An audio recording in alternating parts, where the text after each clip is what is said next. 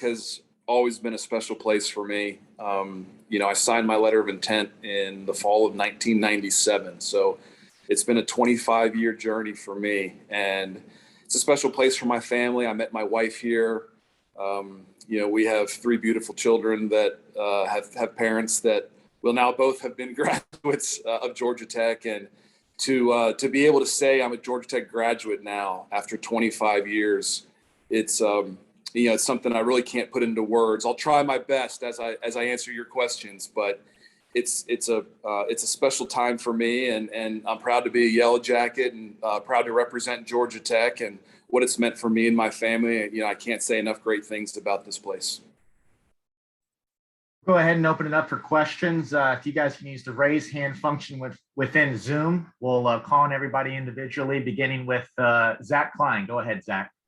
Hey, Tex, it's good seeing you, brother. I mean, listen, you got all the professional accolades, the World Series, the All-Stars, the cash in the bank. Why'd you need to do this?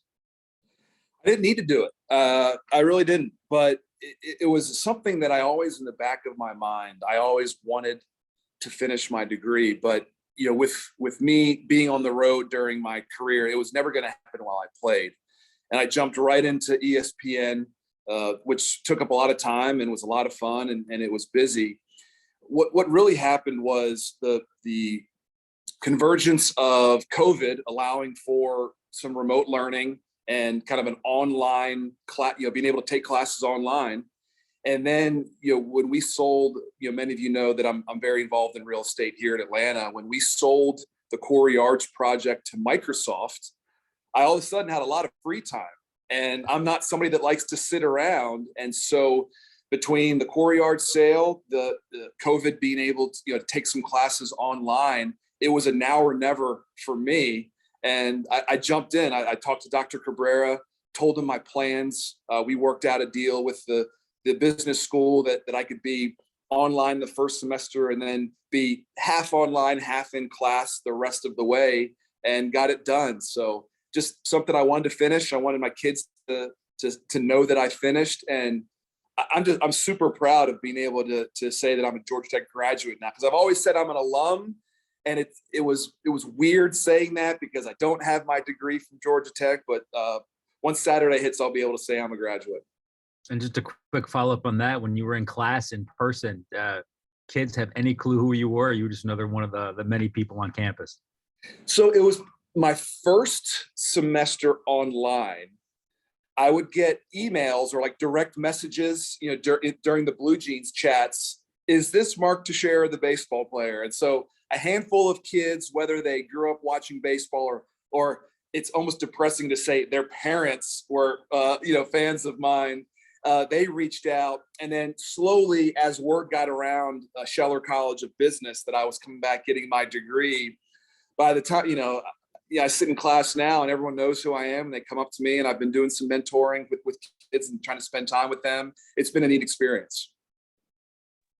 We'll go now to a question from Rod McKenzie. Go ahead, Rod.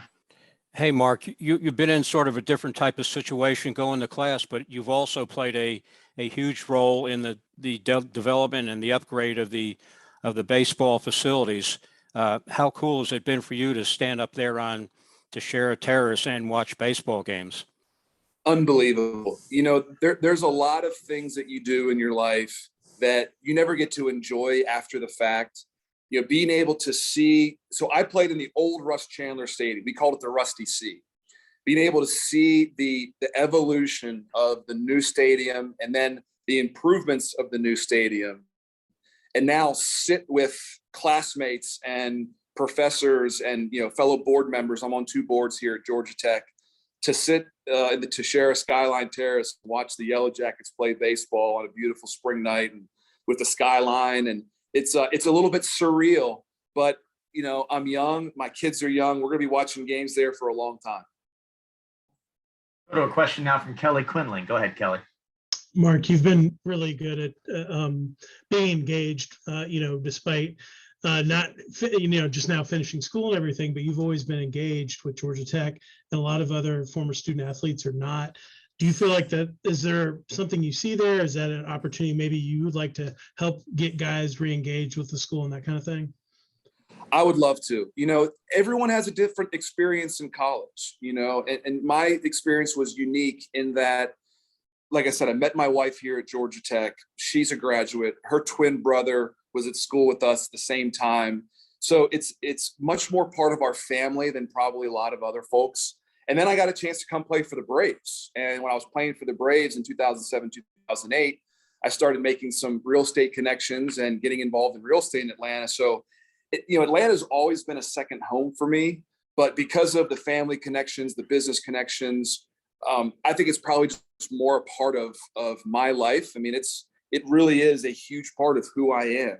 And I would just tell every student athlete, make an effort to make it be a part of your life, because it's an exceptional place, and there's no downside, right? Spending time, back on campus, whether it's mentoring kids, giving back financially, just going to the games. I mean, alumni and students love seeing ex-players at games, whether that's a football game or a volleyball match. So I just think that it's very rewarding, and I encourage all student athletes to come back and be involved. Go to a question now from Nathan Makaborski. Go ahead, Nathan. Hey, Tex, good to see you. I hope you and the family are all doing well. Good to see you, Nathan. Likewise. So I just was curious about, how many credits did you need to complete your degree? How close were you? And, Georgia Tech has such a reputation as being a very tough academic school. What was the biggest challenge academically for you? Oh, you guys probably don't have enough time in the day to talk about the academic challenges. Georgia Tech is tough. So I had 41 hours left. And so basically I left after my junior year, but my last 2 spring semesters, I only took 12 credits. So I was a little bit behind. I majored in baseball. Let's be honest. I majored in baseball. I minored in business. And the toughest part for me was completing all of the prerequisites, including the 2 sciences that I completely punted on my first time here because I was a baseball major. And so I took my 2 lab sciences online, and there's a lot of math involved in those classes. I had done advanced mathematics in 20 years, and there was a lot of panic. I had tutors, so I would sign up online for tutors, and my tutor would pop up, and they'd be like, "Are you Mark Teixeira? What are you doing?" I need help. Because I have no idea what these, equations mean, and, trying to figure that out. That was the toughest part. But once I got back onto campus and really got into all of my business, classes in person, I got into a rhythm, and, really enjoyed getting to know the professors, getting to know the students. And I think my business experiences over the last 20 years really helped me in those classes. So I would say the computer science and the lab sciences were the toughest part. Go to another question from Zach. Is it, so it's just graduating a business degree? Is that what it is? Or Yes, business degree. And I have a general management concentration, which is kind of an oxymoron, but I realized that, I will probably never apply for a job in my life. So I wanted to be able to learn about as much as, as Scheller can offer. So I took a few different classes in each vertical, and, got to take a couple finance classes and a couple leadership classes and some operations courses and, strategy courses. And that was a really cool way for me to finish my degree. And you mentioned the real estate endeavors you've been in, while you were playing, and even just shortly after you retired. What other business ventures do you are you involved in, and then maybe pique your interest that you will be getting into in the near future? Yeah, so spending the last 12 years in the New York area, I just recently moved to Austin, Texas last year, but the last 12 years I got to meet some really interesting people in private equity and venture capital. And so I've done some investments and been a part of some startup companies. They take a lot of time. And so what I've really focused on is allocating capital to really smart people in private equity and venture. And then, the real estate, I love being outside. I love walking sites. I love, looking at maps and talking about architectural plans.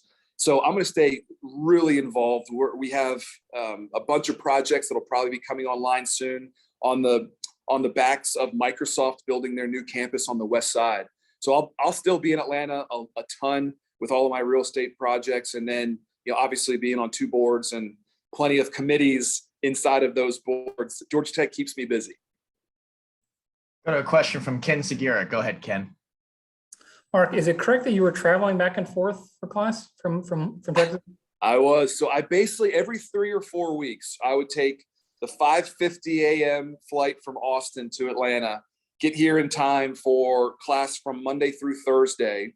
And then I would fly back either Thursday evening or Friday morning. And I did that every 3 or 4 weeks. And in the meantime, the professors knew I wasn't going to be in class. So they send me lectures, or a lot of, because of COVID, a lot of lectures are now online or they're recorded. So I was able to keep up with all of the material. And then when I was in class, that was the time, on campus, that was my time to take exams, do group presentations, any type of projects that I needed to be a part of. So there was a lot of travel back and forth. I give my wife a lot of credit for being patient with me when say, hey, I'm going back to Atlanta. And she knew how hard it was. Take a question from Rod. Hey, Mark, I know since you left to play professional ball, you've kept in touch with Danny. Since you've been back, have you had any interaction with current players, and have you been able to give them any advice on their future? As much as they're willing to listen, you know what they say about unsolicited advice, right?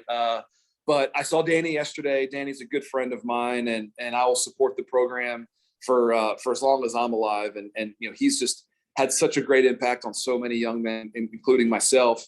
And I've gotten to sit in class with some of his players. I sat next to Kevin Parada in marketing this semester and gave Kevin my number. I guess it was 2 or 3 weeks ago, right before finals week, slid it over. I said, Kevin, you got it figured out right now, but if you ever need anything, let me know. And I have a feeling that he's going to be a top 10 pick in the first round this year. And, it'll be a lot of the situations, a lot of the experiences that I had as a Georgia Tech player, and going through the minors and hopefully going to the big leagues for Kevin. So if he wants to talk, I'm here for him.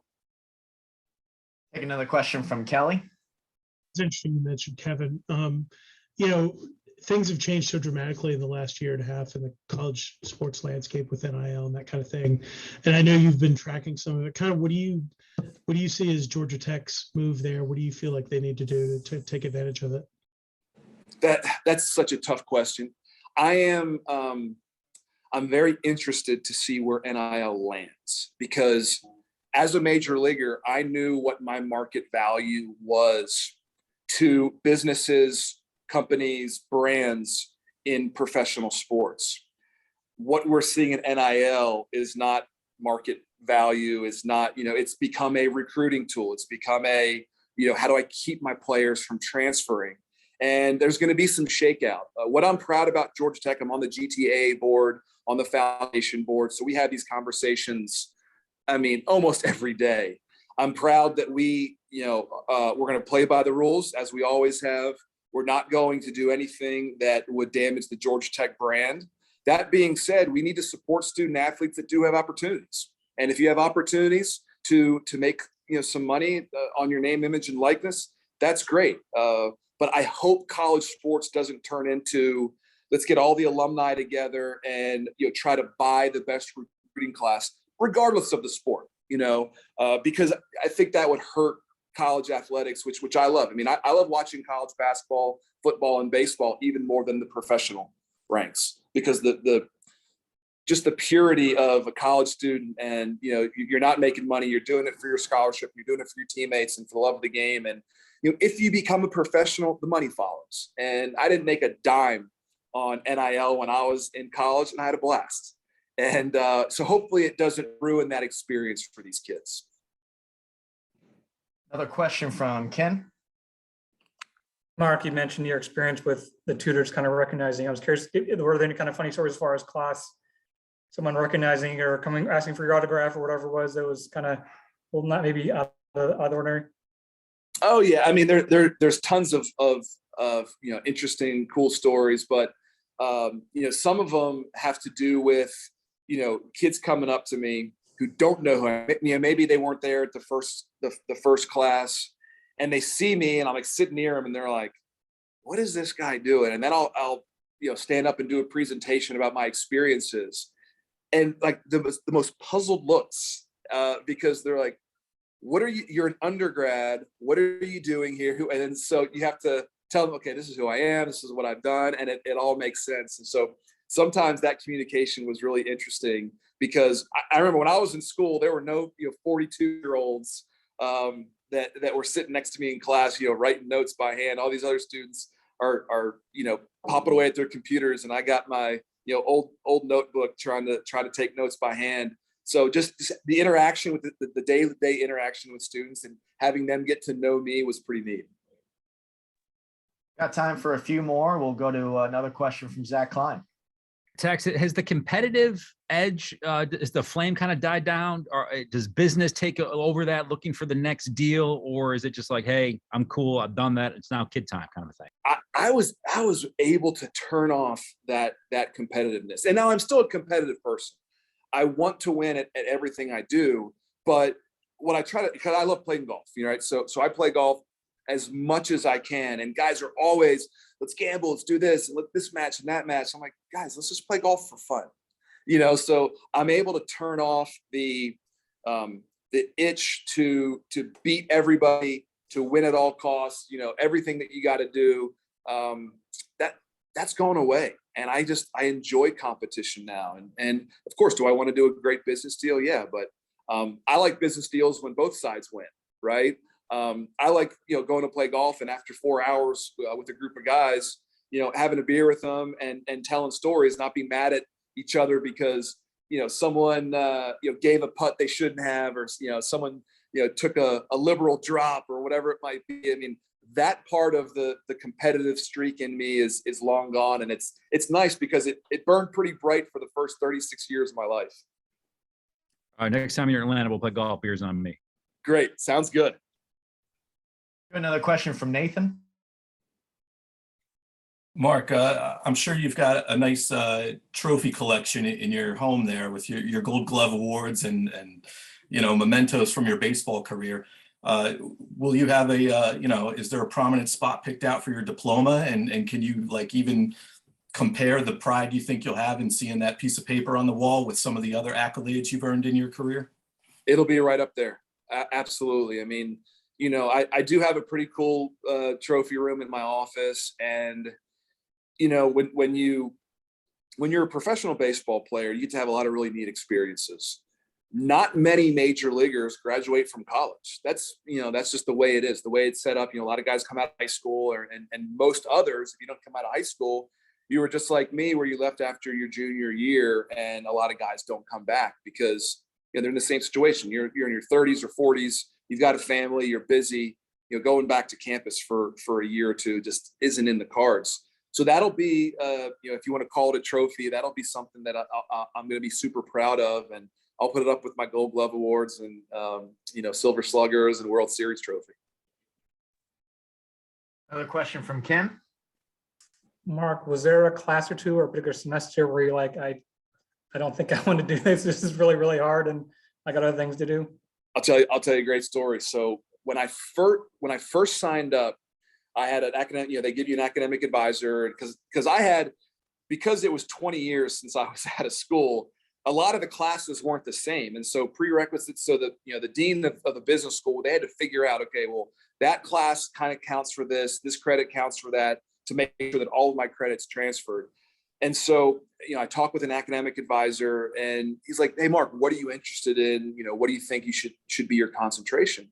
So I said, well, really, I'm an investor right now. That's really what I do. I manage my portfolio, and I enjoy real estate, but the deal side, the finance side. They're like, he goes, oh, great. You should be a finance concentration. Fine. So I sign up for all these finance classes in my first semester. I get the syllabus of all of these classes. I'm like, this looks like it's a little bit more difficult than I had expected. Because at this stage in your business degree, a finance concentration at Georgia Tech is like quant finance. I can barely add.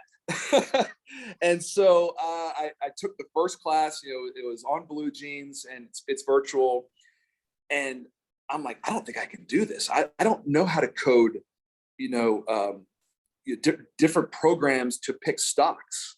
So I call up my advisor, and it was actually a new advisor because my old one had moved on. And she's like, her name is Lindsay Starr. She's like, Mark, you should not have signed up for, for finance. So I dropped all those classes and I went to the general management route, because I told my wife, I'm like, honey, I'm going to fail. Like, there is no way I'm going to be able to take these finance classes. And so I almost quit. I really did. I almost said, this is going to be too hard.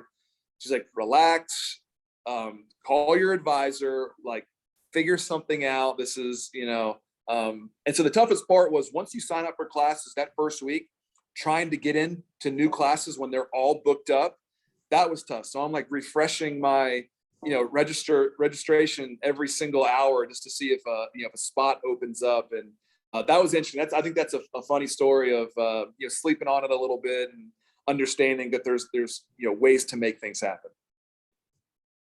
Thank you. Anything else for Mark? Mark, just real quick, was getting your degree like a promise you had made to your parents or to yourself or something? Like, how long ago did you say, I'm going to go back and finish this thing? I never made a promise to anybody, to myself. I had accomplished so much in my baseball career. That was my excuse. That was kind of my get out of jail free card. But as I got older, and as my kids got older, and I realized that it was a now or never experience with COVID, and this interesting time in Georgia Tech's history where they allowed for online learning. You have to take your last 36 hours on campus. And as much as Atlanta's always been my second home, we probably were never going to move back here full time. So I just never thought I was going to do it. But then when the opportunity presented itself, it was like a light bulb went off, and I said, Mark, if you don't do it now, you're never going to do it. Let's go. And I kind of never looked back after that. How many hours a week do you think you were committing to this? So 12 to 15 hours of actual class. The first semester was probably another 3 or 4 a day. And then the last 2 semesters, probably 2 or 3 a day. So, do that math, probably, 30 hours a week, I would guess. It was, when people ask me, what are you doing right now? I'm a full-time student. And that's on top of, 3 kids and real estate investments and managing my portfolio and being on 2 nonprofit boards and all these other things that I'm doing. And also trying to have some fun. I grinded for 15 years professionally and 4 years with ESPN, which I really enjoyed, but I wanted to have a little time to myself. So I guess I'm a glutton for punishment. I can't just be sitting down. I have to be working at something. I have to be busy. And so now I am. After Saturday, I'm gonna take a little bit of time for myself and try to figure out the next move. I got one final one for you, man. Higher your GPA or your career batting average? Oh, definitely my GPA. So I'm going to graduate with about a 3.6. I'm not sure exactly how the decimals are going to end up, but if I could have hit 360 in my career, man, that would have been nice. Baseball would have been easy. I was joking with Coach Hall yesterday. I think I hit like 412 or something like that in college. And I was like, college baseball was easy. And you get to the big leagues, and every single night you're facing, an elite talented pitcher. And, every hit, I feel like every hit was a blessing. Every home run was a blessing. And I never expected to have the career that I had. But so if you ask me what was harder, major leagues or Georgia Tech, I'd have to think on it for a while. All right, everybody. Well, Mark, thank you for joining us, and thank all of the media for joining us as well, especially those that are tuning in from New York. And Mark, let me be one of many to congratulate you on graduating from Georgia Tech. Thank you. Thank you all for being here. Really appreciate it, and hope to see you all soon. Thanks. Congratulations. Okay. Thanks, everyone.